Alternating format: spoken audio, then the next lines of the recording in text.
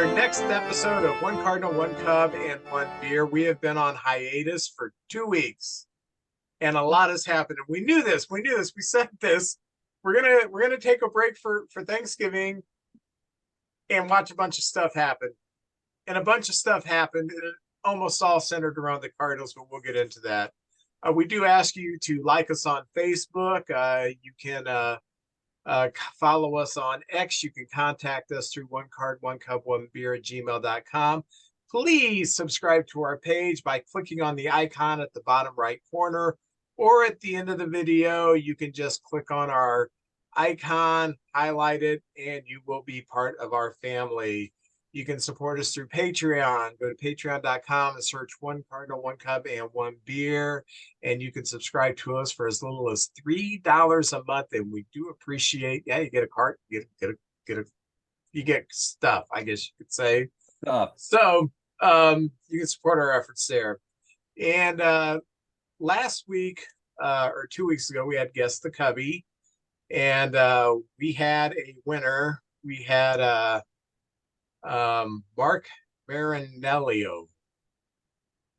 I hope I'm not butchering your name, but Mark guessed the Cub.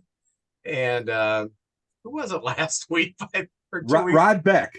It was Rod Beck. That's right. And so so far we've had 4 guess the Cubs. 1 nobody got. Dave Rosello. The other 3 have been guessed correctly. So Mark, a guy named Cooter Lev, and Tom, is it Maget? Maget, yes, sir. Tom Maget, they all have a tally. And three-way tie. Yeah. Remember, this goes through spring training, and whoever has the most tallies at the end of spring training is going to win a prize package where you get the official One Cardinal, One Cup, and One Beer shirt, mug, water bottle, license plate, and you're going to get 2 tickets to a game, and hopefully we'll make it a Cardinal Cub game.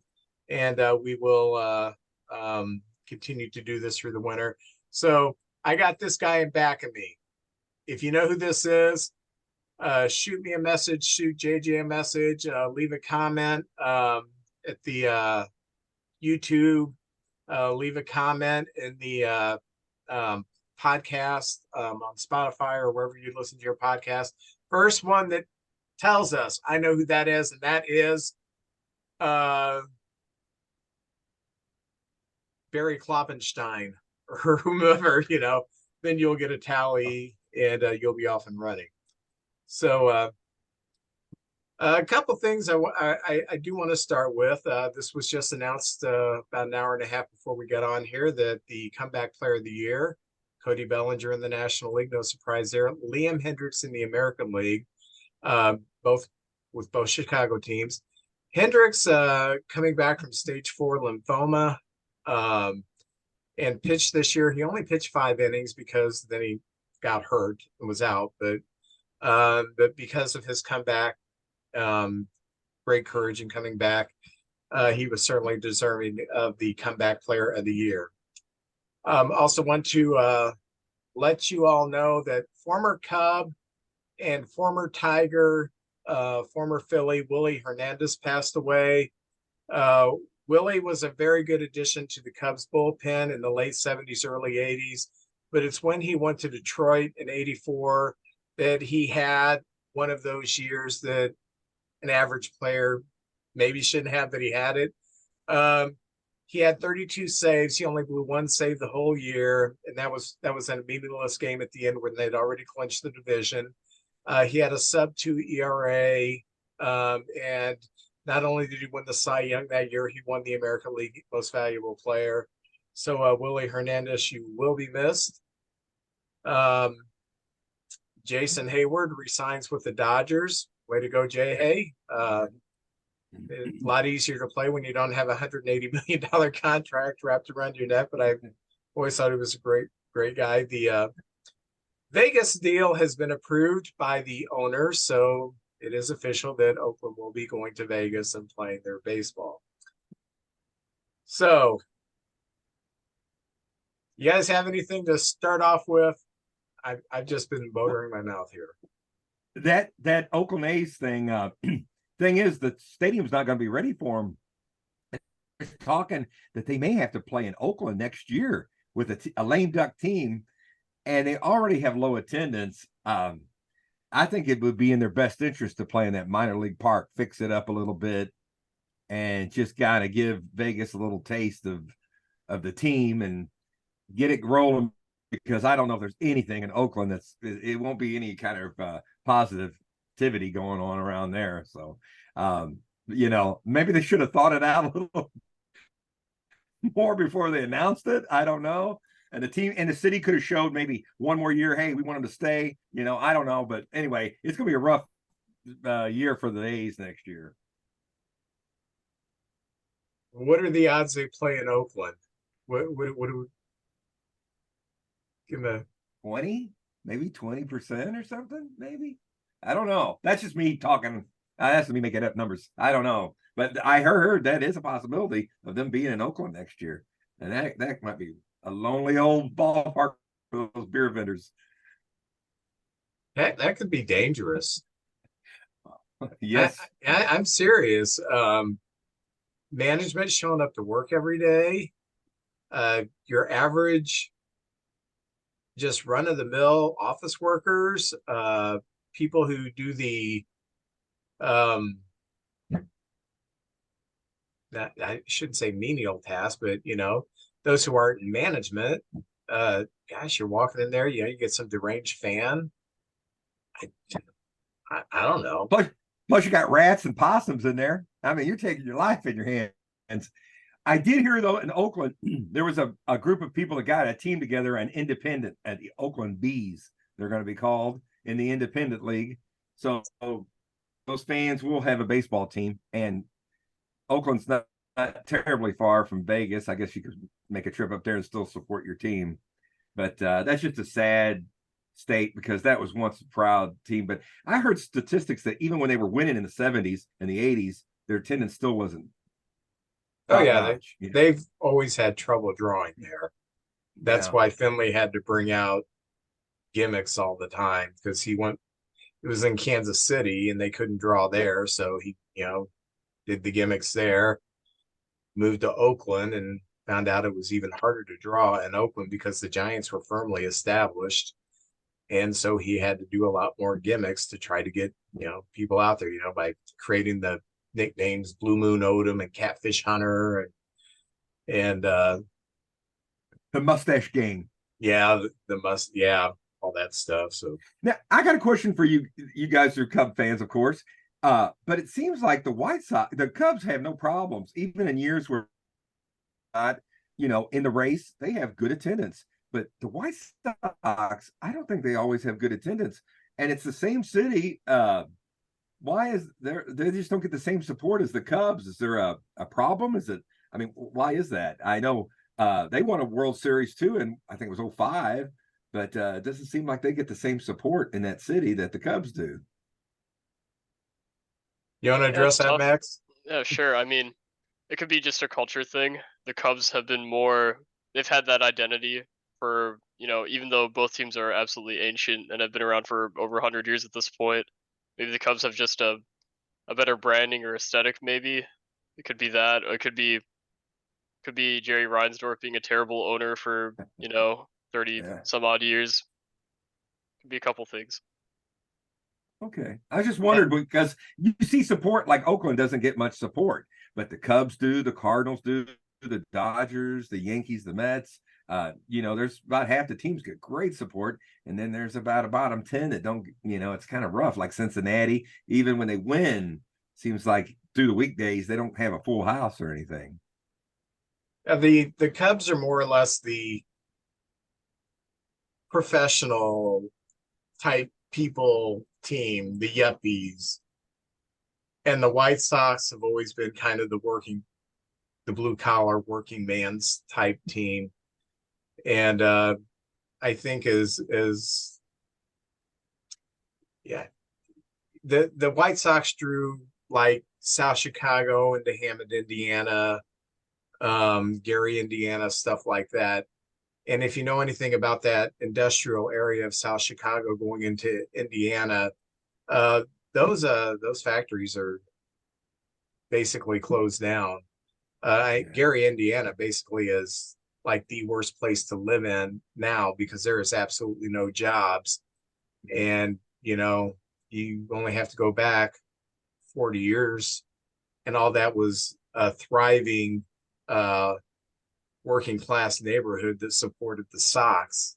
And that's just not there anymore. They just don't have the population. The ballpark is very bland, and they put it in the same neighborhood. They put it right across the lot where old Comiskey was. So it's not in the best neighborhood. There's not good parking around there. And I hate to say it, they're the little sister and they haven't done much to try to improve that image under Reinsdorf. I see. Okay. All right. Want to mention one more thing. I want to give a shout out. I live in Peevely, town of about 5,000, and we don't have much going on here. We have a McDonald's, a Burger King, a Taco Bell. We have a really good Mexican restaurant, Las Brisas, which is really good. Some of the best Mexican food you're going to find. We have one of the two only cornhole places, indoor cornhole places in the state of Missouri. So if you want to play indoor cornhole, you come to Peevely. But we did have a bar on Main Street that was kind of an older neighborhood type bar, and it closed down about 2 years ago, I'd say. And someone bought it and they made it into a sports bar. It's a small sports bar, but it's pretty cool. Last week, me and Kathy and Rebecca and Violet went there and we ate lunch and just kind of scoped out the place and talked to the people a little bit. And I told them I'd give them a shout out on the podcast. But I'm not the type who's going to hang out at a sports bar, but I will go watch the Cardinal Cub games. They're always blacked out around here. So I'll go for that, but I'm not going to hang out there for, Sunday all day football and stuff like that. The food they don't have a full size kitchen, but they have like paninis, pizza, wings. So the food's good. The drinks are good. And Peevely, we are the party central of Peevely, Missouri, I guess. So what a shout out to that. I had my first job was in Peevely, Missouri. I worked at a truck stop called Robin Hood in high school. Remember the truck stop Robin Hood? It looked like a cottage from the book. No, it's over where your McDonald's is now, because all the trucks would park there. You need to understand, I barely knew this town existed 15 years ago before I got married. My wife is firmly entrenched in Peevely. She would know Robin Hood. She was the mayor at one time. Her grandfather helped name the streets. So she was not moving out of Peevely. So we got married. I moved here. So no, I don't remember Robin Hood. So all right. Shout out to Robin Hood. JJ, is there anything happening in Cardinal news? Oh yeah. Look, we took a nap and look what happens, man. And first of all, I think there is such a shortage of pitching and so few free agent pitchers out there. People are on top of it now. Everybody's going after the big ring. They're trying to get Ohtani and Yamamoto and Snell and Nola. And by the way, the Phillies didn't waste any time. They signed Nola to a 7-year deal. And from everything I've read and heard, there was sort of hoping for 6-year deal, but there was so much competition for him. Nola wanted to stay with the Phillies, but they had to sweeten the deal a little bit to get him, to make sure he did come back, and they gave him a 7-year deal. I hope that works out. He's been perfect for Philadelphia. As a baseball fan, first and foremost, I like to see players stay with a team. When I think of the Cubs, man, there's so many people I think of. I don't want to give away the picture in the back of Vince, but Ernie Banks and Ryan Sandberg and Maddox and Sutcliffe and Sosa and Dawson played with many teams, but I think of him as a Cub that one year he had that was so great. So I'd like to see a player stay with the team. Now, in Cardinal news, hello, Cardinal news fans. I'm going to go kind of chronologically what happened while we were out. We had a Rule 5 guy last year from the Mexican League named Wilkin Rodriguez, who was, man, the last couple of years he pitched great in Mexico. He came up, he was in spring training, he got hurt, he was out the whole year. They released him, but they re-signed him, and he will be coming to spring training. And as you know, we lost over 40 games in the late innings due to our bullpen, and I think there was a lot of things that went on there. But having him in the bullpen, I think, can only make us better, or he'll go to Memphis and work on some stuff and be back up. So we'll see. I think that's a good signing for us, is having him come back, because when I seen him pitch, he looked pretty darn good and looked at his statistics. Now, this was in the Mexican League, though. Things can change in the MLB, but we'll see. Also, the Cardinals released 4 players. Some of them were a few surprises. Jake Woodford, they went ahead and just, I think it was DFA'd him. Dakota Hudson, who's been with us for a while, had some moments where he looked like he was going to be really good, but the last couple of years, he's basically been in the minors and used when we needed a spot start or something like that. I hope these guys catch on with other teams. Juan Yespes, who, when Pujols was here his final year, really took a liking to this kid. He said he was like the baby Pujols. Well, that didn't happen. But I think he had a chance to make the team. I talked to some friends and they said, well, he really didn't get a chance with the Cardinals, but last spring training, half our team was in the WBC somewhere playing on a team around the world, and Yespes had every opportunity to solidify a spot. And there was people who performed better than him. So now he's gone. And the other one that kind of surprised me was Andrew Kisner. He's been up here for a while. We do have some catchers coming, and I thought maybe he would be in a deal where we could trade. And there's always these names like Glasnow and Bieber, and the Dodgers have so many young guys. Who's the other one? There's another one they always mention in those deals. But Kisner, anyway, I thought maybe in a group deal we could trade him, but they went ahead and just released him because it looks like now Herrera will be the backup and sharing time with Contreras behind the plate, which is great. Herrera hit 297 in the minors, paid his dues. He's been down there for a while, and he was just too good to keep in Memphis. So I thought the Cardinals were either going to trade Kisner or Herrera and get one of these top young pitchers. Well, that didn't happen. So anyway, we released those 4 guys. I wish them the best. They've been great to watch them, and from as a fan to get to know them as much as a fan can. And it was an honor to have them a part of the Cardinal organization, and that's just part of the business. Players kind of come and go. Now we're getting to the meat of the Cardinal news. Now, Vince, are you ready for this? We needed pitching. And last year's rotation, we lost Montgomery. I think made a pretty good trade and got some young players. And he went on to Texas and becomes a legend and pitches like a champion. And the Rangers are champions, and good for him. But we got some good young players. We weren't going anywhere last year, so I like that trade. And we lost Flaherty to the Orioles, and I was never really a Flaherty guy, but he did have a half a season that was really, really good.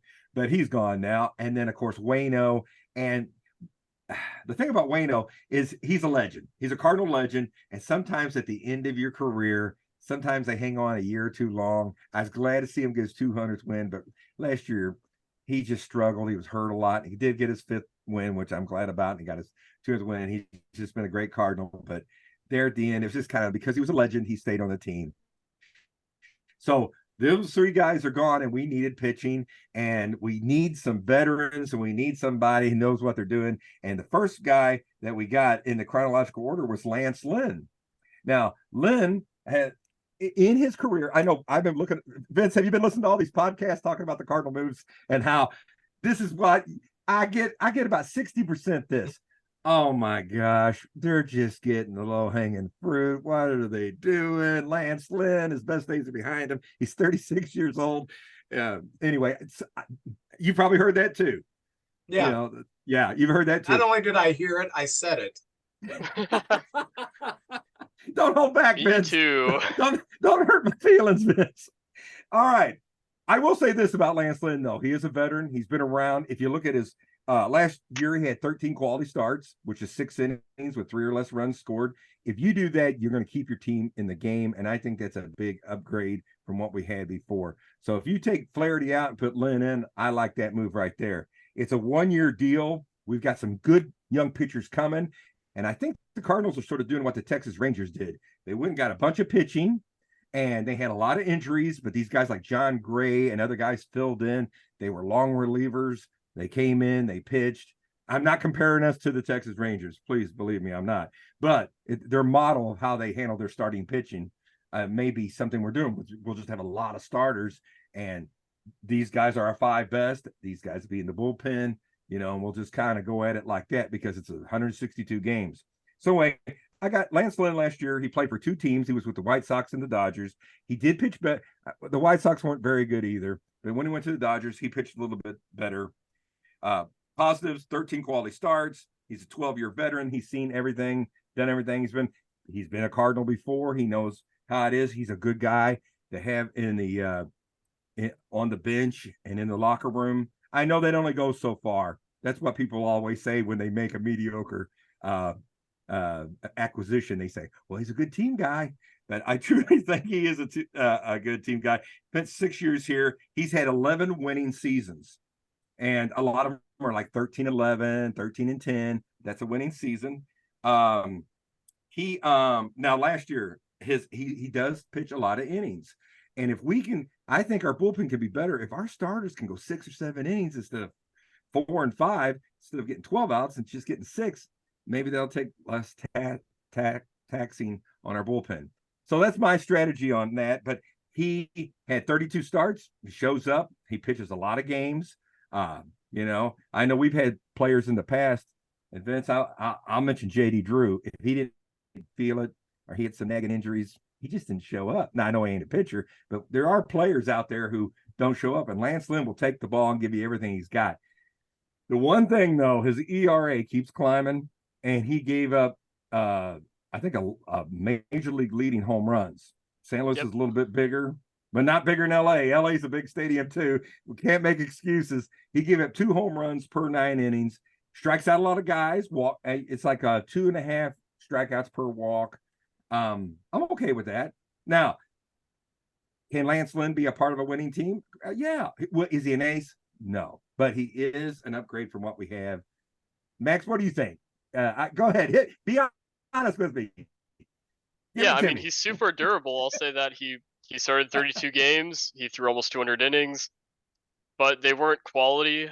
I would say, granted, his projected stats for next year are not as bad as they were this year. It's still an ERA close to 5, approaching 5. His K rate is about league average now. In this kind of environment, it's exactly league average. It's 50th percentile. I mean, he's there for depth. I mean, you need someone who's going to throw innings. That's just how that works. He'll be better than anyone kind of simmering in AAA. He's an established big league starter who can, he can turn things around. It's a 1-year deal. There's no such thing as a bad 1-year deal. So, no, I'm fine with it. Yeah, I know there's no guarantees either. Like a lot of times, there's very few people that, okay, Fergie Jenkins. Fergie's going to go out there. You pretty kind of know what Fergie's going to do. But last year, I remember there were so many people go, oh, the Cardinals, why didn't they go get Rondon? Well, he got hurt. He didn't have a very good year. DeGrom was out, not DeGrom, but Max Scherzer. We could have went out and spent a lot of money on Scherzer, but he got hurt too, and he's an older pitcher. So I know there's no guarantees. And there's that kid from Toronto who was up for the Cy Young, and then last year he just lost it. So there's no guarantees. I think this is a safe acquisition, and probably at worst, he probably pitch about 500 and go 8-8 or something like that. So as ascending, helping the team out, I think that's a decent move. I know it's not moving the needle. A lot of the Cardinal fans, man, we want Ohtani as a starter and Yamamoto as a number 2, but that's not going to happen. If we got one of them, that would be fantastic. but we're not going that. And I think because there's such a shortage of pitching, these teams, like I think the Cubs and the Dodgers and the Yankees and the Phillies and the Red Sox, especially the Red Sox, they don't have much pitching either. They're all focused on the top three guys, and there's going to be like a bidding war. And I've heard so many things like Otani says, if you let leak information that I'm negotiating with you, you're off the table. I don't know. That's hard to keep quiet these days with all the, all the media and everything. So I don't know how that's going to work. So I'll shut up about Lance Lynn and move to our second acquisition, which was like the next day, and it was Kyle Gibson. And Kyle Gibson, nice guy. I think he has some ties to St. Louis, knows a lot of the guys and everything. Same kind of acquisition, to be honest with you. He's 36 years old, 1-year deal. And he actually pitched for the Orioles last year. That was a good team. And win-loss wise, he had a nice season. He was 15-9 but his ERA was 4.73. I know, 4.73. There was a lot of innings. His whip was 1.32. That's kind of high. He had 17 quality starts. I always pay attention to that. Can you pitch deep into a game and keep the runs low? And he had 17 quality starts. So he had a better year than Lynn. And that was 17 quality starts out of 33 starts. That's pretty good. Again, that's not all-star team, but if you take him and put him where Waino's spot was, that's a huge upgrade. And it's just not these three guys we picked up plus Michaelis and Matz. We also have Livator and that Zach Thompson, who I like a lot. I actually think he's better in the bullpen, but he's also on there. And McCreevy coming up possibly. So there's like 8 guys fighting for those 5 starting spots. So Max, how do you feel about Kyle Gibson? What do you think about him? He's a very similar pitcher to Lynn. I mean, in terms of their career at this point, and what you would expect for them. I will say that Gibson he has a little bit more potential. He's got a really nice breaking ball. He doesn't walk a lot of guys, and he gets a lot of ground balls. So, slightly better. Granted, still an ERA approaching 5. Not a fantastic, but he'll give you 6 innings of 3 or 4 run ball, and that'll keep you in it. That's all we can ask. Just keep us in it. Be solid. Be consistent. He reminds me of a style of pitcher like Bob Gibson. He stands straight up. He's got that kind of body type. And he reminds me, not Bob Gibson. I'm so sorry. Forgive me, Cardinal fans. Bob Forsch. He reminds me of a Bob Forsch. Look at Vince over there laughing. I was thinking, where the heck are you going with this? Hey, I got half the name right. I got the first name right. All right. Come on, man. I'm from Arkansas. Give me a break. Bob Forsch. But he reminds me of Bob Forsch, the way he throws, the way he pitches, He's that type of pitcher. And that is why our defense is so important this year, because these guys are a pitch to contact. And my one plea to the Cardinals this year is put a guy in a position and leave him there. I don't know if they were just trying to be the coolest guy in school and show you, hey, look, Edmund can play third. We're going to move him to center field, and then they'll play second the last 2 innings. Just leave the guys where they are. Let Contreras catch and Herrera catch. Now, Contreras could play first, or he could fill in somewhere else, probably be DHing a lot too. But Herrera, let that kid catch. He'll probably get to start a couple of times a week and learn from Contreras. And maybe Yachty will be here too, working with these guys. So that'll be good. And, you got Arenado and Goldie on the corners. And I say let Wynn play short. No matter, this is a learning experience. And if Walker and Wynn can grow and become better, because I think they will, this could be a pretty good team. And then at second, I played Edmund at second. Let Lars take center and Walker. And, we got a ton of guys that can play left. So we'll see. But the defense has to be better and more consistent. And 2 years ago, we won the best team glove. Last year, we were terrible. And then, so anyway, that's my piece on that. And the final signing, I kind of like this, was Sonny Gray. Now, I think in the top tier free agents were out there, Sonny Gray was kind of like you have A pluses and A's and A minuses. I think he was an A minus, on that top tier. He was kind of right there. And he wanted to come to St. Louis. He's got a lot of ties here. He played for Mizzou. Vince, is that correct? He played for Mizzou Yeah. in college. So he's got a lot of ties here, which is great. He said all the right things. Of course, when you're having a press conference to a new team, you're going to say you're happy to be here and you wanted to be here, and that's nice. So Sonny Gray, I'm very excited. He finished second for the Cy Young in the American League. I think he'll be a great leader. He'll give you everything he has. Will he be the true ace? I don't think we have a choice right now. He is the ace of the staff.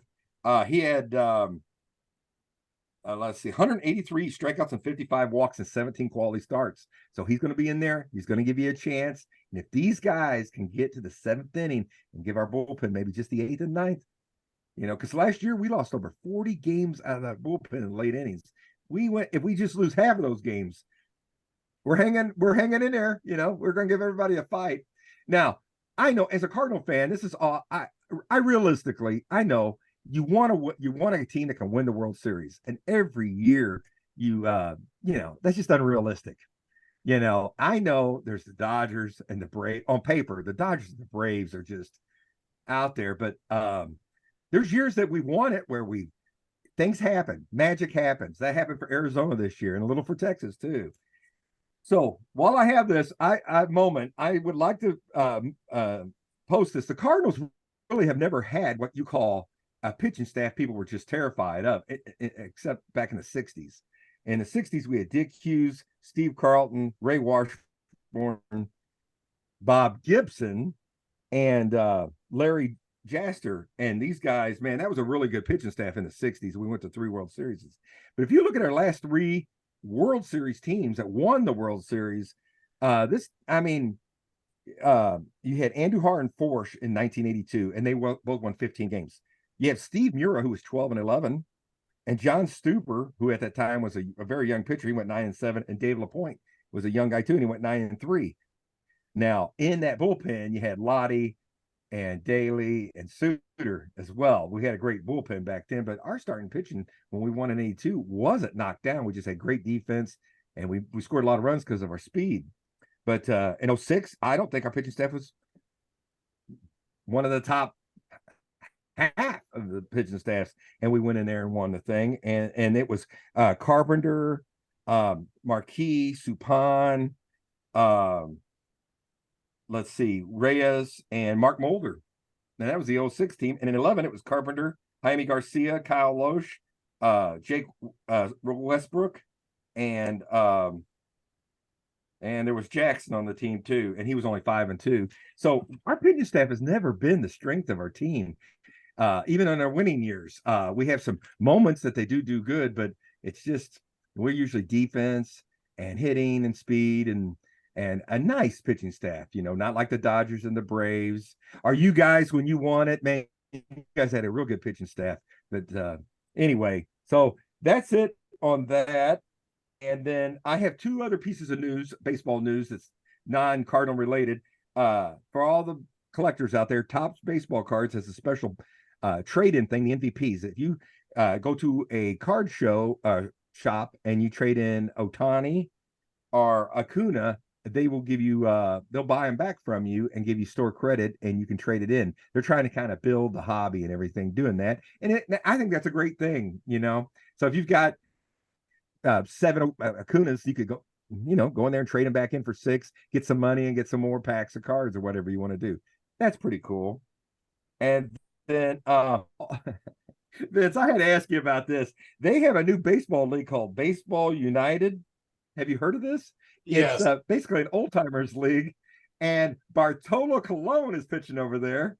There's 4 teams, and in the first inning, he set them down 1, 2, 3, and some of the players was D.D. Gregorius and Cano was one of the other players. Yeah, so Cano, he's over yeah. 50. He's over 50 years old. Still got that, he's got that on him. He's still out there doing it. He went 3 innings, 2 runs. That's pretty cool. I'd watch him if they were around. I'd go out and watch him. So anyway, that's Cardinal news, and I'd like to hear what you guys think. And be honest. That's what we're here. We're here just. Okay. I'll be honest. I think we're improved, but I just, we've been doing this for over a year. I don't get on here and just trash the Cardinals because I'm a Cub fan. This is my honest assessment of things. The Cardinals now have an ace, and you said about an A minus. Okay, I can buy that. And then they have 3s, 4s, and 5s. That there's the disconnect between your first starter and your second starter. They're all older. Len throws almost nothing but fastballs, and at his age, they're not getting any faster. I did not like the signing, but I understood the signing. He's going to be a 4th starter, and he's going to eat innings, and the Cardinals desperately needed that last year. I liked the Gibson signing even less. I thought, why are you signing this? And Max and I were texting, and I said, the baseline that the Cardinals have to do to save some face is sign Sonny Gray. If they don't sign Sonny Gray, and they did, so that does save some face a little bit. Mozeliak said he wanted to get 3 arms in. He's got 3 arms in. He's got 3 arms. It should eat innings. But this is not signings that's going to win you a playoff spot. I'm not saying the Cardinals aren't going to make the playoffs. I'm saying these are not the signings that will do it unless you catch lightning in a bottle, which is really hard to do for older players to go a full season. They will have flashes, but to go a full season and be consistently better when you're trending downward, and I'm talking about Gibson and I'm talking about Lynn at this time, it's very difficult to count on that. So saying all that to say this, as a baseball fan, I see the Cardinals saying, we're not going to contend this year. We're bringing in a couple guys to eat innings while we get some player development. The second thing that this is telling me is, for a team that has a log jam of outfielders that they don't know what to do, why wasn't there a trade to get a better pitcher than a Kyle Gibson? Which brings me back to, I don't know if the rest of the league see Cardinal prospects or this logjam of outfielders as highly as the Cardinals do. Because I would have thought they would have tried to package together some of these young players for a 2 or a 3 instead of a Gibson, who I think pitched 1 inning in the playoffs. I mean, their playoff appearance was brief, but just pitched 1 inning in the playoffs. So I wasn't enamored with it. The Cardinals seem to be, without saying it, we're in a mode where we're going to try to let some young players percolate and filter in and see what we got. And then maybe by year 2, year 3 of that contract for Sonny Gray, then we'll be a contender, a serious contender. This is the Central. The Cubs, as they stand right now, are not the best team in the Central. Nobody's the best team in the Central. So if we do sign Ohtani or get Soto, or we do one of those things, yeah, that's going to up our stock quite a bit. We'll be a serious contender. But right now, as it stands today, Cardinals got as good a shot as anybody. But of course, the free agency season has not really ramped up yet, except for the Cardinals. Boy, they boom, boom, boom. But that's my honest assessment of it. They may not be done either. There could be something else coming. I don't know what the asking price is for some of these players too. Maybe as time goes on and they keep negotiating, because the winter meetings are next week. So we might see some groundwork laid or some moves made next week. If they trade for a 2, then I'll get my head up and start paying attention a little bit. As they sit right now, if they stand put, it's better than last year, but it's not impressive. Max, your thoughts? That's true. I don't want to be the only jerk on this podcast. No, I'll be a little bit of a jerk here. Okay. My biggest concern is that the Cardinals, their payroll right now is about as high as it's ever been. It'll be sitting, their luxury tax payroll is about $213 million. They haven't blown past that number in the past, and so when you allocate AAV wise, 40 million to, granted it's 40 million for 1 year, but what else can they add in free agency? They can't. They're not going to be able to splurge on impact talent. Sonny Gray's impact talent, but he pitches once every 5 days. You have to fill out the roster, and yeah, there's a log jam in the outfield, but they're not. It's not like you got three Julio Rodriguez's out there. It's a little bit difficult, and I'll be a bit of a Lynn hater. Like, but you look at the 2021 Cubs and their rotation, it was horrible. It was Jake Arrieta. You had Zach Davies, who didn't want to pitch. It was bad. Kyle Hendricks was hurt, and you had guys like Keegan Thompson making starts, like 10 starts. This Cardinals rotation is like that, but with like an ace, with a number one. They've got these guys who are just kind of over the hill. I mean, you can't. When someone looks as cooked as Lance Lynn did, he gave up the most home runs in the league. Funny enough, Sonny Gray gave up the least amount of home runs in the AL. So they've got two different sides of the spectrum. It's just tough. I mean, Lynn's fastball just got destroyed. He gave up 4 home runs or whatever in one playoff start. Like, you can't depend on your rotation to have these guys. Yes, they're going to give you innings, but they're not going to be quality, and you still need to win games. And everyone's getting older.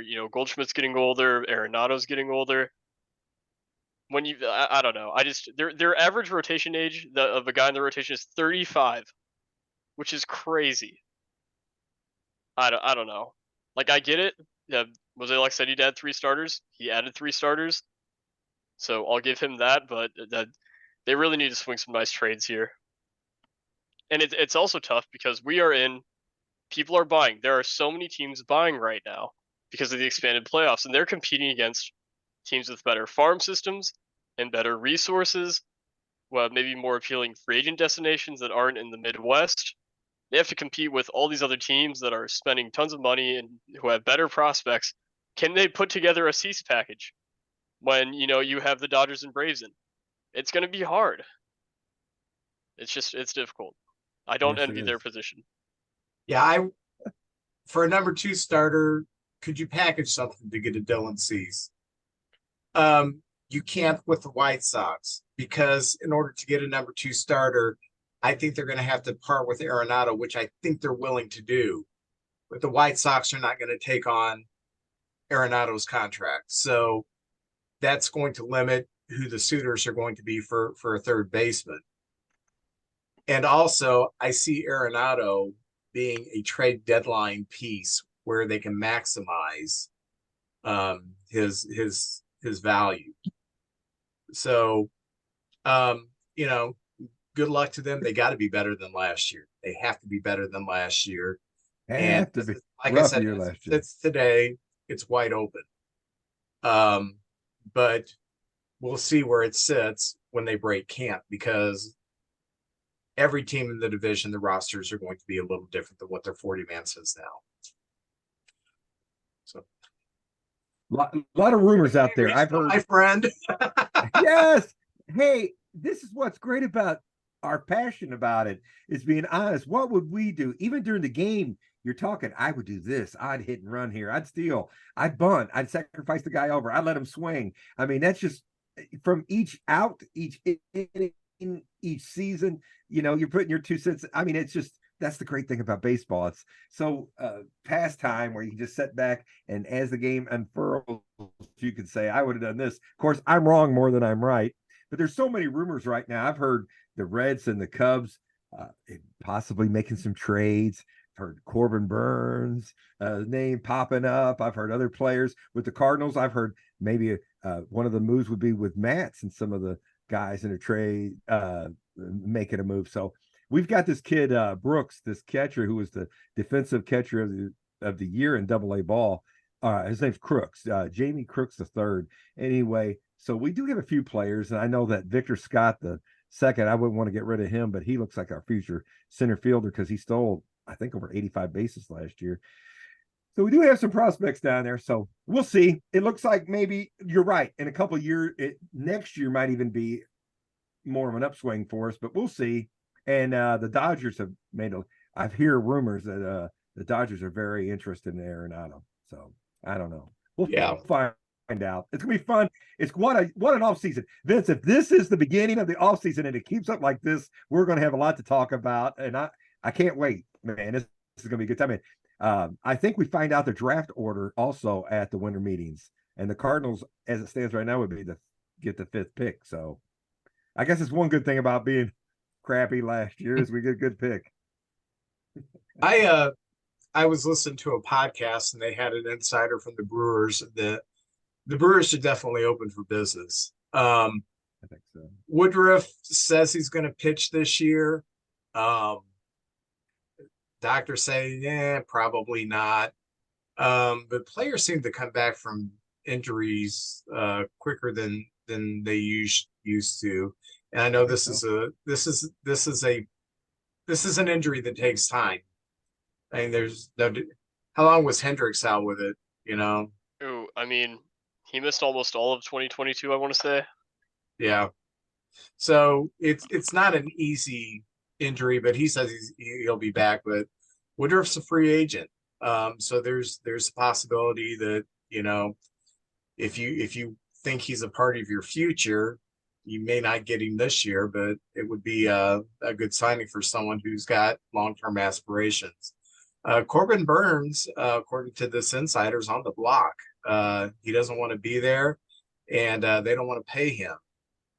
Which is evident by they squabbled over $750,000, which really pissed them off during arbitration. So Corbin Burns could be had with the right price, but then again, I don't see the Brewers going in division unless it's something that really blows them away. And I don't know if the Cardinals have anybody they want to part that, like Victor Scott the second or the third or whichever Victor Scott we have. I don't we got think a lot of seconds and thirds, yeah. To part with that. So I think he's only got a 1-year contract too. Just 1 year on his contract, I think is all he's got right now. In Cub news, the thing that has me excited is we keep seeing a lot of smoke surrounding Bo Bichette. And I've seen packages that would have Christopher Morel, Owen Casey, and either Cade Horton or PCA package like that to get Bo Bichette. That's way too much. What would you do for Bo Bichette? Who's going to hit you 320 home runs? He's going to solidify third base. What would you give up for him? I mean, I give up a lot, but got 2 years of control too. Mm-hmm. The big thing is that prospects of that caliber don't get traded anymore. You're not going to lose PCA or my personal best pitching prospect in baseball behind Paul Skeens.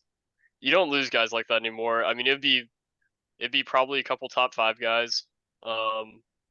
Their pick. I don't see the Jays doing it.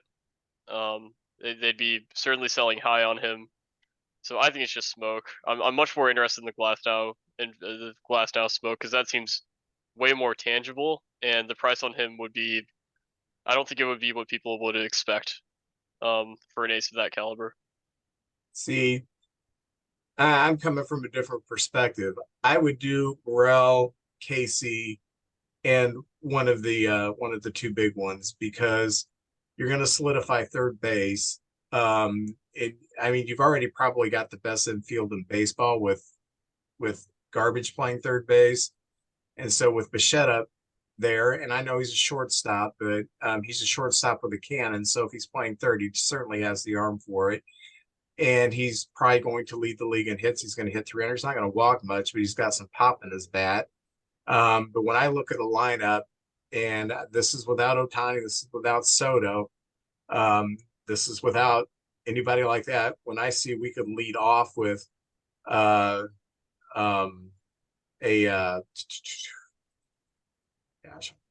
with a Horner, and then hit Bichette second, and then go down the line and we can get Dansby Swanson more into that 6 or 7 hole, that's going to lengthen our lineup a bit.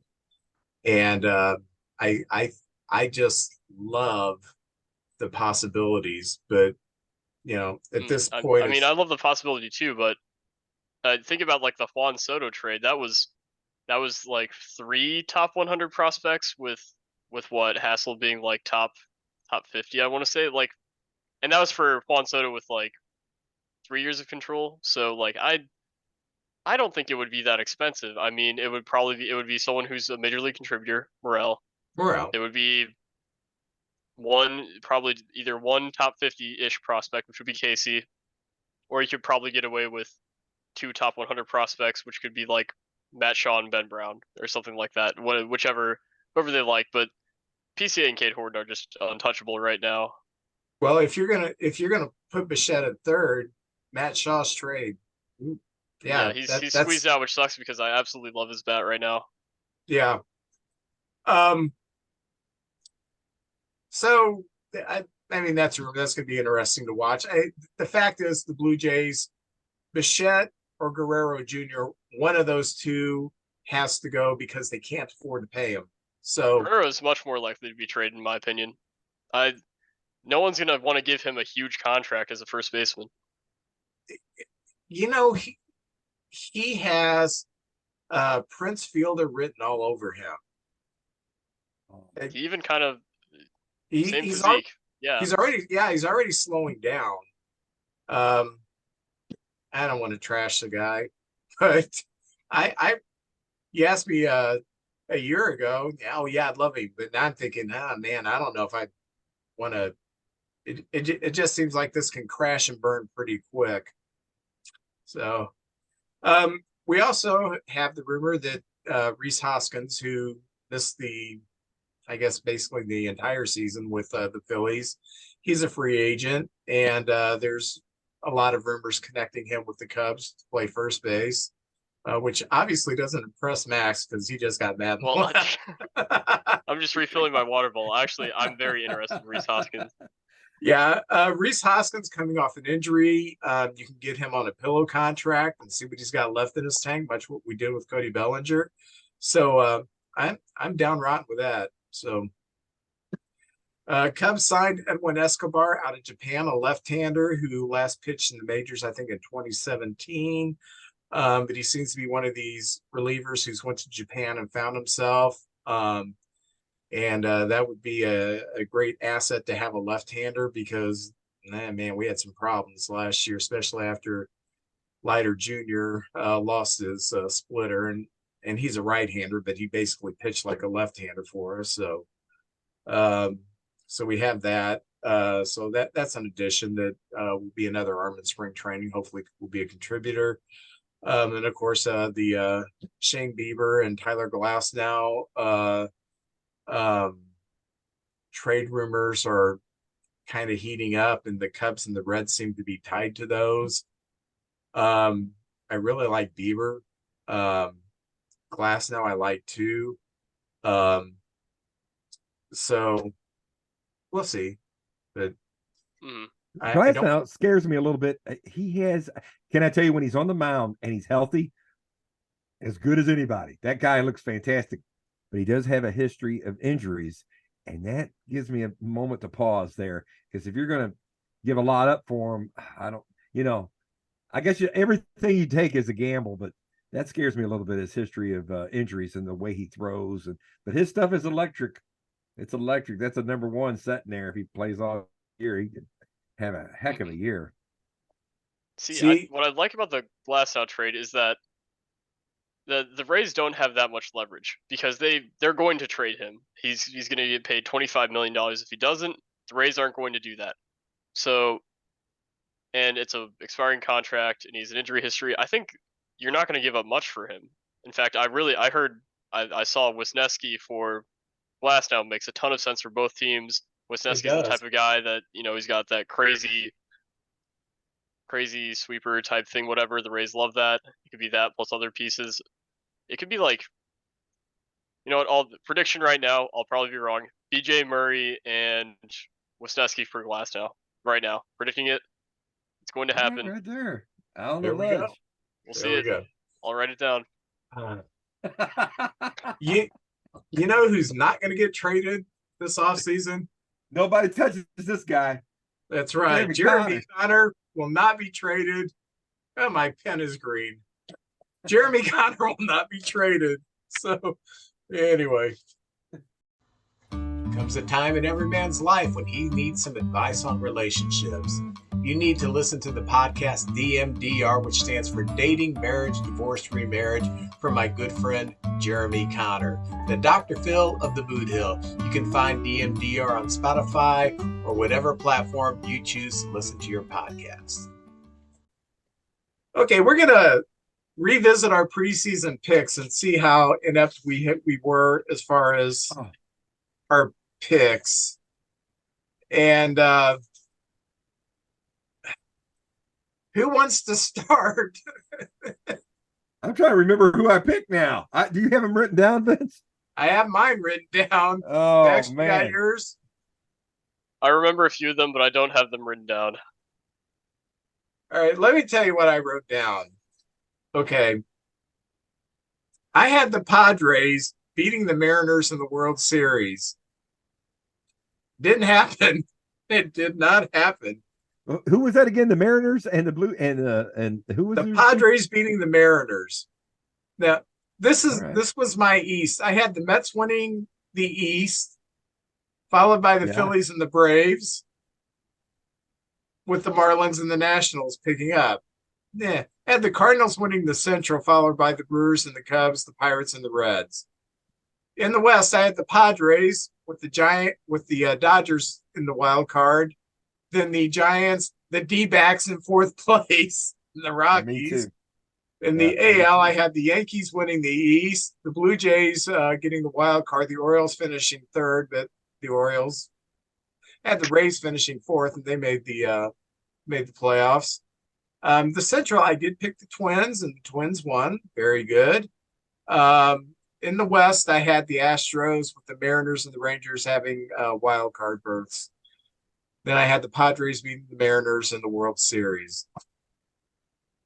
Well, I took my World Series prediction was the Blue Jays winning the World Series, beating the Atlanta Braves. Boy, I didn't know what I was talking about. And hey, you had two playoff teams, though. Yeah, I did have two playoff teams. That's true. But some of my biggest mistakes is I had the Indians winning the Central because the year before they really just looked young and they were growing. That's a huge mistake. The Indians don't exist anymore. They're the Guardians now. The Guardians. I'm sorry. I'm old.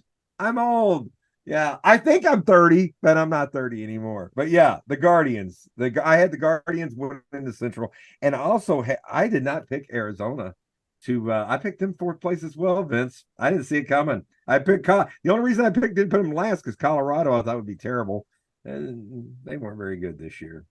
So I kind of blew it on those picks too. I just liked Atlanta. I just thought they were the cream of the crop, and during the regular season they were, but.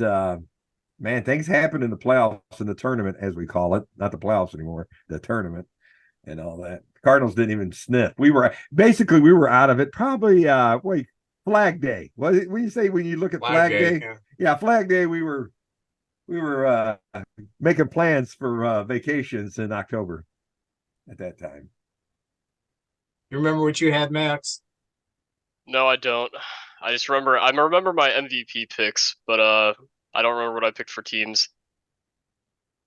Well, for the awards for Rookie of the Year, I was a homer. I picked Hayden Wesneski from the Cubs. Didn't happen. Corbin Carroll. And I picked Masataka Yoshida for the Red Sox. He had a great first half, made the All-Star game. Fell off the table in the second half. And Henderson won that. Anybody remember what they picked up for rookies? I am a homer as well. I said Jordan Walker from the Cardinals. He didn't even get in the top 3, but I did like his rookie season. But Corbin Carroll, I knew he was the Vegas odds-on choice to win it, but I guess I was thinking with my heart. I wanted him to do it and just be part of the big puzzle that Cardinals were a good team this year.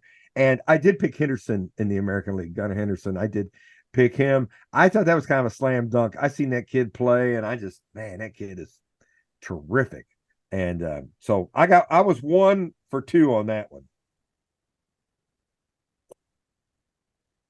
You remember who you picked, Max? Rookie of the year. Yeah. I think I remember talking about Carroll, but I don't think I picked him. I think I picked Senga for the NL, just as a good Japanese starter, and he did. He was top 3, I think. For AL, I may have picked. I don't want to claim that I picked Gunnar Henderson, but I was aware of him, which I know that sounds like I'm cheating, but That was I may the have said pick. Josh Jung actually. I may have said him. For Cy Young. Good choice. For Cy Young in the National League, I picked Julio Urias. Well, that aged poorly. I picked Garrett Cole in the American League. There you go. Oh, there you go. Well, I like you in the National League, I was wrong. I picked Logan Webb from the Giants. I love that kid. I think he's fantastic. I think he was a finalist for the Cy Young this year. Wasn't Top he? 5. Yeah. He was top 5. Okay, so Logan Webb, I got close, but no cigar. But just like you, Vince, I picked Garrett Cole to win the American League. I do think he is. If you look at everything you need as just taking the ball, facing their best, I do think he's the best pitcher in baseball. I kind of think that was an easy pick to get. So I did pick Garrett Cole as well in the American League. So I was 1 for 2 on that as well. The best pitcher in baseball is Justin Still. Okay, hey. I'm not going to argue with the Cub guys. If I had a choice, though, I'd start Garrett Cole. But Steele's probably got a lot longer career ahead of him. For MVP, I picked Manny Machado of the Padres and Aaron Judge of the Yankees. So I whiffed. I'm trying to remember who I picked. In the American League, I know I picked Ramirez, the third baseman from Cleveland Indians, the RBI machine. I love that guy. And you guys got to see him hit 3 home runs in one game. And I'm blaming you guys. If you went to every game, three times 162, man, he would have had a heck of a year. But I picked Ramirez because I absolutely love that guy. That's just my kind of hitter right there. He doesn't strike out much, even when he's in there and he fights and fouls balls off. He's just fun to watch. And honestly, I can't. I'm racking my brain. I can't remember who I picked for the National League MVP. So I have to say I didn't get it right because I would have remembered that, I think. So anyway. Did you say Austin Riley maybe, or was that my pick? That was it, Austin Riley. Yeah. I went outside the box because everybody always picks the same couple guys, but I like Riley, and he had a slow start, but he came on strong at the end. But he wasn't in the MVP race this year. Thank you. Good memory, Max. Yeah. I think I picked Mookie and Shohei Ohtani, so I was close. Yeah. Got one of them, and the other guy's going to finish top 3, or I think he did finish top 3, so. Very good. Very good. Well, let's talk about some takeaways that we had from the season. JJ, what are some of your takeaways? Well, there's always just moments that happen. And the 2 moments that I remember, the one moment I can't get out of my head, the moment I knew this just ain't our year. We were starting to put together like a nice winning streak and winning maybe 6 out of 10, 7. I think there was a moment we won 7 out of 10 in there. I thought, hey, we got a chance. We were playing you guys. We had the game. We were fighting back at the end, and we hit a home run, but your center fielder made sort of highlight film where he went over the fence, caught it, brought it back, and the game was over. And I think it was Alec Burleson had hit the ball, and we were celebrating, and the rug was pulled out from underneath us. And that, if there's a moment that I remember the whole year, it's that particular moment. But the one of my takeaways too was when Liam Hendricks came out and pitched. I tell you what, it's just a game, and we're fans, and we love our team, and we want them to do good, and we have players we like. I know Max loves Nico Horner, And I love Ramirez from the Guardians. I'm sorry, I almost said Indians. But when that happened, I mean, it's I know it's just stuck in my head all these years of calling them that. But it really is these uplifting stories where you're kind of dealt a horrible hand, and you don't know what life's going to happen, and you're able to come back. I think that's inspiring for people. It brought attention to the things he went through and everything. And to me, that's like the highlight of the year for me, him coming back, beating it, and get to play baseball again. That's pretty cool. Max, what are your takeaways from the season as a whole? Yeah.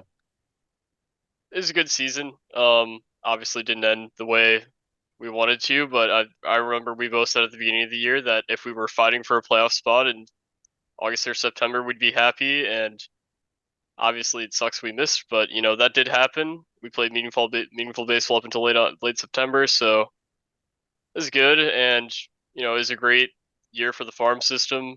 Just love that. And baseball is just getting so much younger, and I think it's so much more important now. You're seeing, this rookie class was so good. And next year's may not be as good, it may be just as good, but it's just exciting with all these young players coming up and succeeding. Yeah, speaking of the young players, one of the takeaways that I started thinking about this in the World Series. Corbin Carroll is going to be, barring injury, the next Mike Trout. Power, speed, defense, leadership. He's looking like he's going to be the next Mike Trout.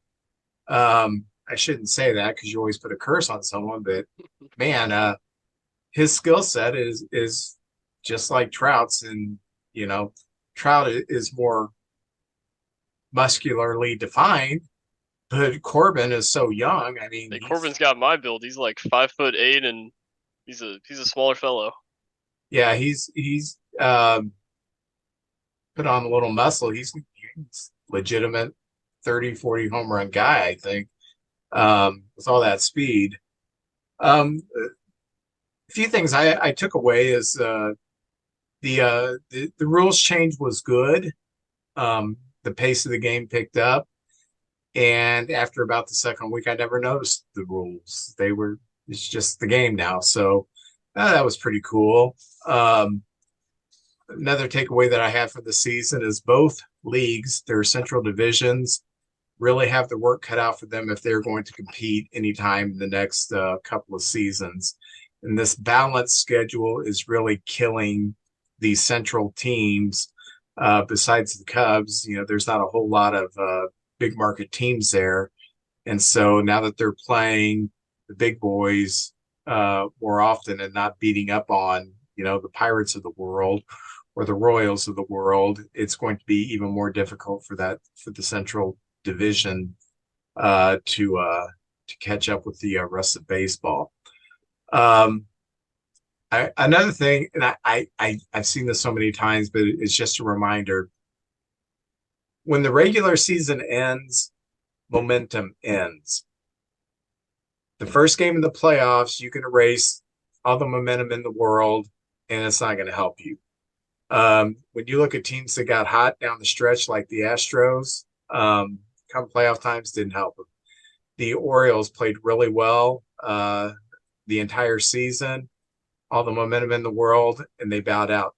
The Rangers and the Diamondbacks kind of crawled into hanging on to that last playoff spot, and no momentum at all, and they go in and boom. So that's something I have to remind myself all the time. Momentum stops when the regular season ends and everything's new. And another thing that is, I'll make this last thing. The takeaway that I have is that no matter what your record is at the trade deadline, I don't care if you're 10 games up, you've got to improve your team. You just have to. The Rangers picked up Jordan Montgomery, and it made all the difference in the world. And at that time, no, they were doing okay. And I just think about the Orioles, and I know they got Flaherty, but anybody who's seen Flaherty pitch the last couple of years knows that that wasn't a good pickup. They kind of sat on their hands, other than Flaherty, and it didn't help them. The Cubs sat on their hands. A Eh, little bit. They eh. still bought, and they bought in a position out of playoff position. So props. If they had if they were 10 games up, I'm sure they would have done more. But They I'm they fine with it. they should have added more than Quas in the bullpen. Yeah, I know they whiffed on that. So anyway, Well, Vince, I have a question. I like the rules, and I'm going to say I was wrong. I don't like the game to change at all. And I remember last year, about right before the season, you were talking about him saying in the minors it worked. They did a lot of research on this, and you were right. You were right. The time, it really didn't even affect the game. I didn't know how that would work. I don't know the three throws over to first, but okay. And stolen bases did go up. Uh, and I know they're trying to get action and all that. But the one thing I do not like is all the teams in the playoffs. And I know that's not going to change because it's a lot of money being made. But don't put any more teams in the playoffs. This is enough. This ain't the NFL and the hockey and the basketball league. Because I think it kind of downgrades the regular season. You could be a team at 500 and just get just enough and hop in there at the end. And I don't know if the teams that do real well have that much of an advantage once the thing starts. Maybe they could give them all just home games to give them some sort of favoritism for having such a good regular season. I don't know what the answer is. I'm not looking forward to robot umps, so I don't know. But maybe once it happens, it's just like this. We'll be sitting at the end of the year going, man, I love them robot umps. That was great. So I don't know about that. One of my favorite things in baseball is at the end of the year, there's always a passing of the torch. We're always saying goodbye to some of our favorite players and guys that have been around a long time. And there's been a lot of retirement announcements and everything. But, some of those guys, Miguel Cabrera, what a career that guy had. And, he's Hall of Famer right there. But he rode off into the sunset. Nelson Cruz, Kershaw's near the end of his career, but it looks like he's going to stick around a bit longer. And I don't know if he's going to end up with the Dodgers this year. I don't know. They'd be fools to let him go because he's one of their all-time great players. But, baseball's a crazy game. Verlander and Votto and Max Scherzer, Waino, a lot of them saying goodbye. And then, just like Max said a while ago, a lot of these great young players, Julio Rodriguez, that's the face of that team. Seems like, we had Griffey and then Ichiro, and now it's Julio Rodriguez for the Mariners. I'd like to see all these teams have a face, another great player, and kind of carry on the tradition. We talked about Corbin Carroll, and like you said, I've seen some statistics, and man, I tell you what, even with the speed aspect, you don't count that. Man, he was like kind of like Lou Gehrig this year. He was a leader of the team. He came up there. He took great at bats. He seems so beyond his years as a player. He's just a rookie, and he seems like he's the captain of that team. Acuna Jr., Zach Gallen had a heck of a year, and he's a young guy too. So I just think the state of the game's in a great place right now. We're saying goodbye to these all great players, but we're seeing all this influx of new ones, and there seems like there's a bunch coming. And I can't wait. You guys have a bunch of young, good players. I think we do. I think Wynn and Walker is going to be the face of the team. I hope. I'm probably just jinxed them for the next 10 years. So that'll be fun to see this and another chapter in the game and in Cardinal and Cub history. So I do like that. And some of the things they have, they got an advertisement. Each team has an advertisement on their uniform now. I don't mind that if it helps some revenue and the players make more money and the game's in a good spot. I'm all for it. I like the commercials on the walls. That's always been a part of baseball. I'm not too crazy about some of the uniforms. Sometimes they have these futuristic uniforms, or city uniforms. I like the classics. There's nothing better than that blue Cubby uniform or the pinstripes, the Cardinal with the bird on the bat, the Yankee pinstripes. Don't mess with them. But I guess every once in a while it ain't such a bad thing.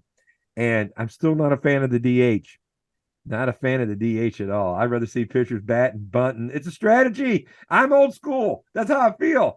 I tell you what, if you can hit as a pitcher, Madison Bumgarner or Bob Gibson and Bob Forsch, it really helps you out if you can, some pitchers they look terrible up there, but some can actually handle the bat. Babe Ruth, Otani, huh? Right there. So I anyway, I I'm not a fan agree of with you with my heart, but my these. head says that ship has sailed. Oh, yeah, they're not going Mhm. back. They're not going back. The union, they're not going back on that. But I do like the game better, and I like the strategies and everything involved in that. I'm with you, Vince, but I know it ain't going back. Once they turn and go somewhere, it's never going to go back. So, oh well. Well, before we get to the baseball cards, I do want to say Max is graduating in a All right, few Max. weeks. Yep. So just not much time left in his college career. It's went by fast. Um, so congratulations, Max, and Thank you. your future endeavors are going to be bright. So, um, but because he has been in his final semester, we've kind of eased back on the trivia, being that does take a lot of time out of his schedule. But with him getting ready to graduate, we were talking the other day about doing the trivia about the second or third week of December, doing the trivia round. So if you're out there and you want to play trivia with me and JJ, let one of us know, and we'll put you on here as a trivia player. If we get a lot of people saying they want to play trivia, then we'll kind of have a waiting list for you. But as you can see, the bar is pretty low. We can be had. So, so if you want to get on here and have a good time, play some trivia, let us know. We're going to be bringing that back in 2 or 3 weeks. What are you opening up, JJ? Well, I found the trader sets. These are like they got group 1, group 2 in the tops cards. Well, this is the traded set. It's guys that came up maybe at the beginning of the year or got traded during like right before spring training, and their new cards are in this set. So it's the traded set.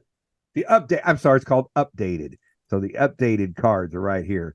So I got that. It's like the third set that comes out this year, which I kind of liked because when you go to a new team, it puts the date you debuted for that team or came up from the minors or something like that.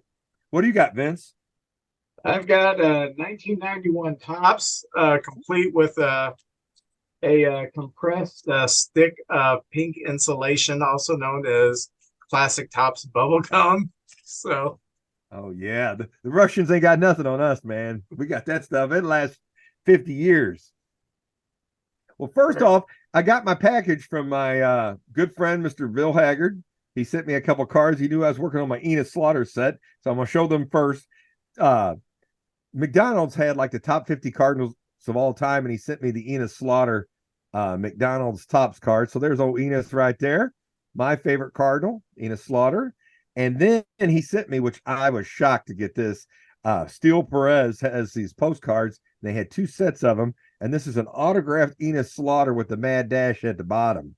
How about that? How about that? So man, I got both the Slaughters from those 2 sets. That's pretty cool. And now here's the updates. All right, here we go. Oh, they got some classics. They go back and this is a reprint, but it's one of the classics. And you guys know this guy very well. I always hate to mention him because there's such hard feelings. Oh, Greg Maddux right there. You can see the ivy in the background right there. He's thinking about headed to Atlanta. You can see it in his eyes. I don't have a problem with Greg Maddux. He did not want to do free agency. He wanted to re-sign with the Cubs. Larry Himes is my problem. So if you ever have a Larry Himes card, that's when I storm off the set. All right. All right. I can't. Maybe there's one in here, but I kind of doubt it. All right. An outfielder was a Cardinal at one time. Now he's a National. Corey Dickerson. So there he is. Old Corey Dickerson in the National outfit. Let's see. Oh, this is it'll have a rookie debut. And I'm so blind I can't read it. I think it says April 5th of this year. And it's Grayson Rodriguez of the Baltimore Orioles right there. So it's got the rookie insignia here, his debut, and then his card right there. And Topps is really good. They put the face here, this, and the stats on the back because he doesn't really have any major league stats yet. It just tells you all about them right there. So these cards are pretty cool. I like that. And I think this kid's going to be the ace of the staff over there in Baltimore, unless they trade for somebody. Max, you may have to help me with this guy. He's a Guardian, and this is all new to me, this Guardian stuff. But he's a pitcher named Peyton Battenfield. I've never heard of him. Never heard of him either. That's the thing about these update cards. Some guys, at times, they only made like had a cup of coffee up here. Oh, pitcher for the Rangers, Jake Odorizzi. Right from there. Highland, Illinois. Man, how do you know that, man? You've got all these guys' home addresses down. Because my family's from Highland. My mom's family's from Highland. So he's like they know him there. He's a big deal in town, huh? Oh yeah. He went. I think the Brewers drafted him out of high school, and he was not only an outstanding pitcher, he's an outstanding hitter in high school. So yeah, he's the pride of Highland, Illinois. All right, well, very good, man. You never know. We mentioned these guys. You never know who you're going to see. Tanner Beebe. He's really good. He's I want to say he was top 3 in Rookie of the Year voting. I think bullpen man, right? He was a bullpen fella for the Guardians. Let me check. All right, well, we're taking there. I like those. He was a starter. Yeah, 25 games, 2.98 ERA. Solid year. Man, I tell you what, the Guardians come up with some good young pitchers right there. And if you notice, even the lettering, it's close to how the older team's name was and everything. So I think I like that they kept that part of the tradition down. The uniforms don't look that much different. I forgot Thor wasn't even over there. There's Noah Syndergaard. Oh, Thor about to throw the hammer. And that's another guy. There was a time when about 3 years where he was fantastic. But like I said, there's no guarantees. Some guys, they're Lincecum, people like that, their day in the sunshine is only 4 or 5 big years, Here's a young player from the Arizona team, Dominic Fletcher, an outfielder.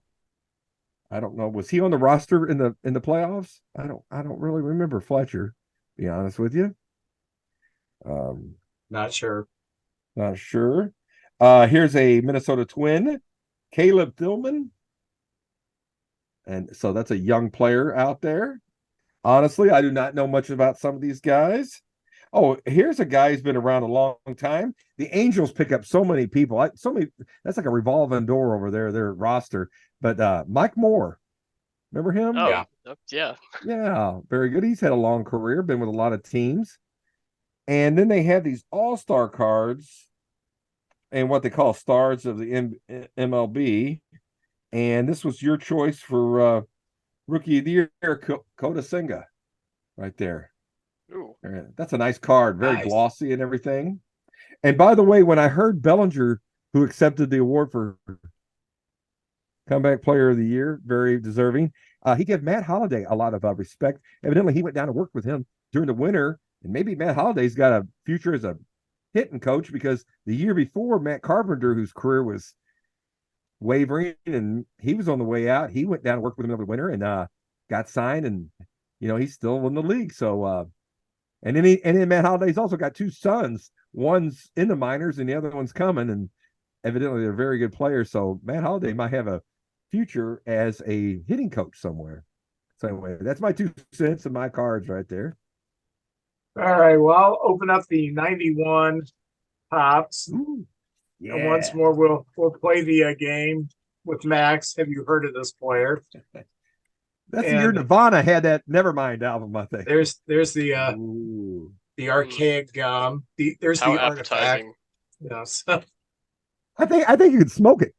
I think you smoke that. It give you some illusions. The former Cardinal and former Cub, Bob Tewksbury.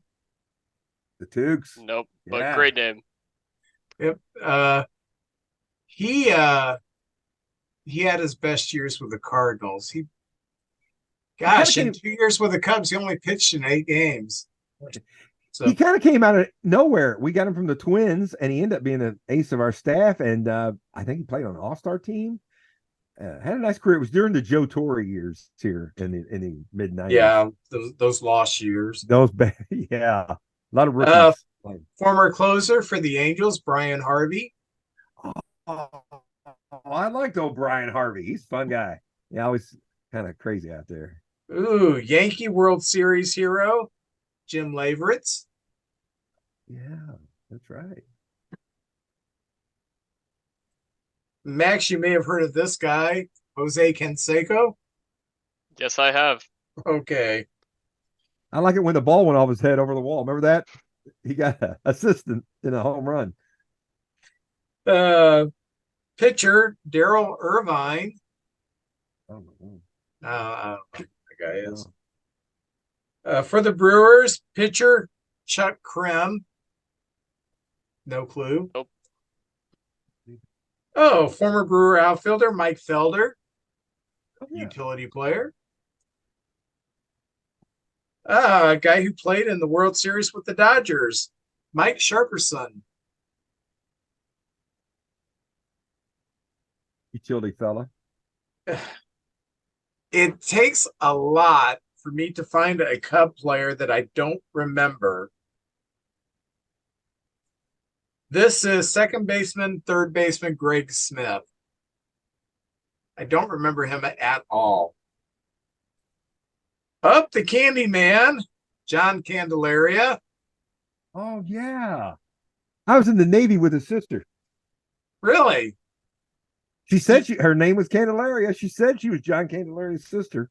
Do you know that he went to one of those Dodger tryouts, but he wore a pot leaf on his shirt, so they didn't want him. And the Pirates don't care what you smoke. Apparently. Yeah, Doc Ellis, come on over. Former Cardinal, current color commentator for the Royals, Rex Hudler. Oh, Rex the Wonder Dog. He got so hyper one time, he jumped up in the dugout, bumped his head on the ceiling, and almost knocked himself out. The pride of University City, Bernard Gilkey. Oh, yes. Became an all-star with the Mets. Nice fella. He was in Men in Black. Oh, this is cool. Former Brewer second baseman, Jim Gantner, had a really good career. Yeah. 82, he was in the 82 World Series. This is cool. I got the only Hall of Famer, and I got two of his cards in one pack. Here's Alan Trammell. Trammell, yes. One's an all-star card and one's just a regular card. That's pretty cool. So Hernandez's teammate. That's my cards. So very nice. Do you remember the free agent contest is still going on? Nola's off the board. Everybody else is still on. So we have 8 people playing, and one person picked Nola back to the Phillies. So we got one of our listeners is up 1-0. Troy Lou, the old fisherman himself. Troy Lou. I was going to give him a nickname, but I wanted to be nice. But he's up right now 1-0 over the other 7. Well, Max, you picked Nola going back to the Phils, didn't you? Yeah, I've got them pulled up right now, and you had Sonny Gray going to the Cardinals. So we both have a point. Hey, how about that? KJ, you also picked the Phillies for Aaron Nola. So all right, good stuff. There we go. All right, we're hanging in there. Very good. Also, remember the Cub, the gentleman behind me. And remember, if you want to engage in trivia with me and JJ, drop us a message any way that you can. Let us know you want on the list. We'll put you on the list, and we are going to bring back trivia. So thanks a lot, everybody. Have a great week.